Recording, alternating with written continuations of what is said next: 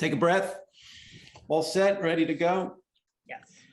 Welcome everybody to another session of virtual pitch practice, which is a program where we get together, try to work things out for our prospects. People who are trying to grow their business have to make a pitch, whether it's to an investor or to a new client or prospect where they want the business. We sit down together, we go through the presentation, we go through the pitch, and we try to get it into a position where everybody's happier than when we started. That said, I'm going to introduce myself first. I'm Steve Brett. I work with the Raise Forum at Emory University and the Nozebot Business School. I started as a full-service ad agency guy. I built an ad agency, and now I've narrowed my practice to just help business people with their public speaking and presentation skills. On the panel with me today is another guest. I'd like to introduce Orna. Well, again, let Orna introduce herself. Here's her elevator pitch. Orna?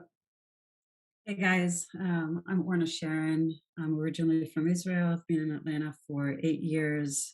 Prior to that, New York, 22 years on Wall Street. Moving to Atlanta, I started working with startups and corporate innovation projects. Most recent run, 2 years, was Georgia Pacific on various innovation projects. Worked with startups from smart city to medical device to telehealth to cybersecurity. And for fun, I do some day trading, and that's it. All right, and medical device is the key word here and why Orna's joined me, because she and I are together at this medical conference. Could be a JAMA conference, could be an AMA conference specializing in pediatrics. And we're getting on the elevator ourselves from the 19th floor. We're heading down for breakfast, and this guy comes chasing, hold that elevator, hang on a second. And you two guys hop in the elevator with us. And we know each other, Orna and I. So we take a look at your badge, see that we're all going to the same place. And we say, hey, Steve, Doc, who are you? I'm Dr. Stephen Goudy. I'm the CEO and founder of Dr. Nozebot. As a pediatric ENT doctor, I developed a novel nasal suction device for babies to help them breathe better. Okay. Orna, what do you think? I think for an elevator pitch, it's good. It's short, concise, and if I have if it connects, I think of everything about elevator pitches. If it's interest for me or connect to me, you know, maybe 20-something years ago I would have when my 26-year-old needed it. Yeah, so I think it doesn't lead to anything else though, right? You didn't say anything Right. that wants me to, I'm like, okay, great. Hey, I'll see you around, right? Right. So that's where I think I'm missing the aha moment. The hook. Yeah. That's exactly what I would have said. I like to teach beginning, middle, and end. You need to start with the hook, which you sort of did, and the explanation of the solution, and then some kind of benefit or continuation. You know, my running joke about elevator pitches is we're all getting off the elevator. You have to say something like Orna said that makes me say, right, let's go get a cup of coffee together and tell me more. That's the key phrase for me. Tell me more. Right.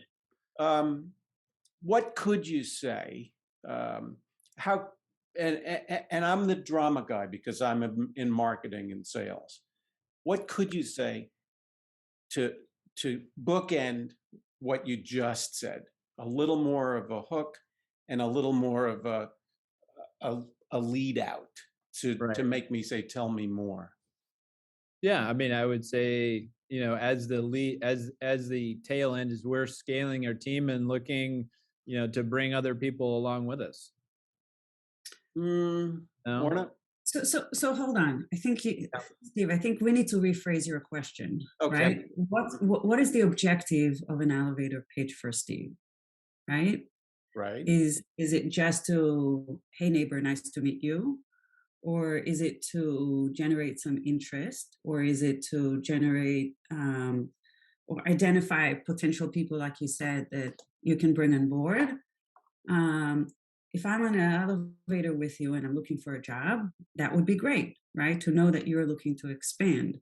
If I'm an Right. investor, the fact that you're looking to expand is of no interest to me. Or maybe it is because, okay, you're growing, right? So it really depends what is your objective when you're giving your elevator pitch. You're kind of in a, I think, more complicated spot with what you're doing, right? Um, and so I think we need to think about that. And I'm going to go back to the hook again.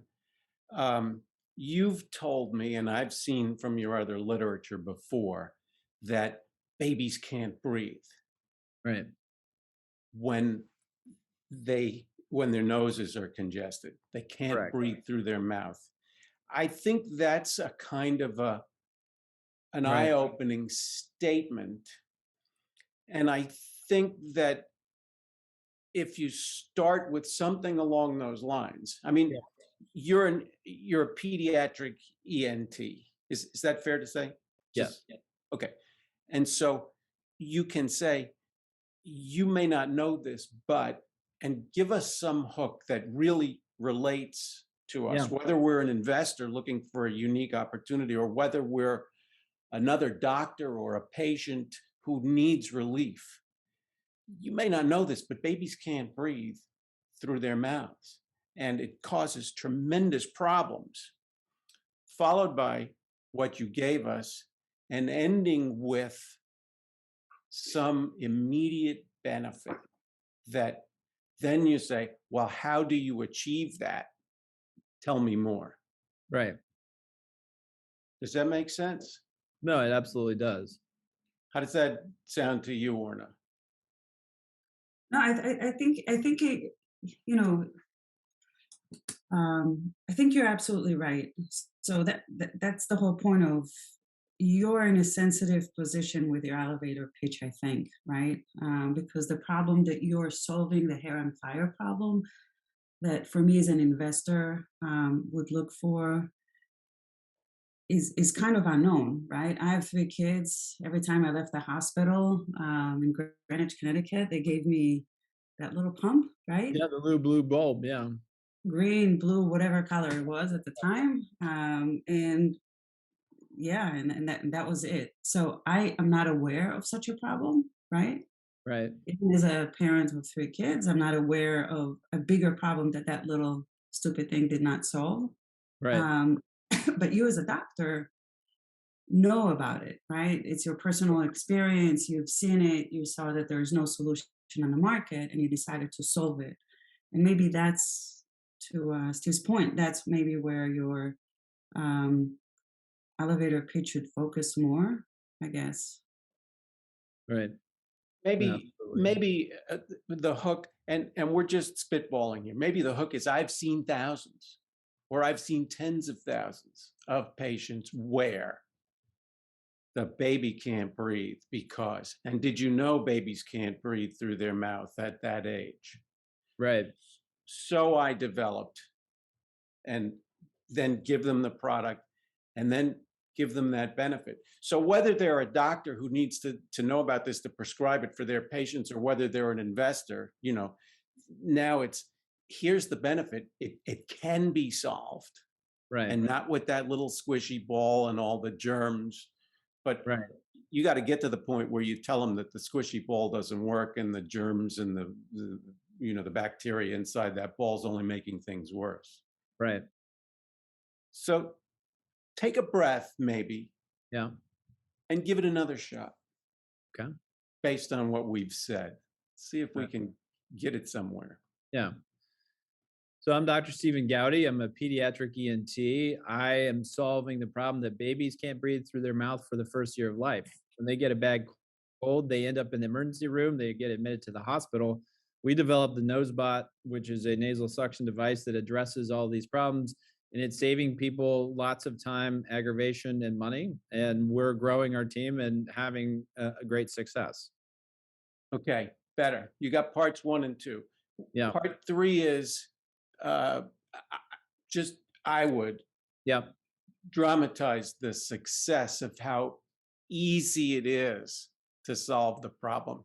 Right. The mom can do it with one hand, get the whole thing done, and the baby doesn't scream its head off. Right. Then somebody will say, well, how do you do that? Yeah. And you say, come on, I'll buy you a cup of coffee and I'll explain it a little more. Right.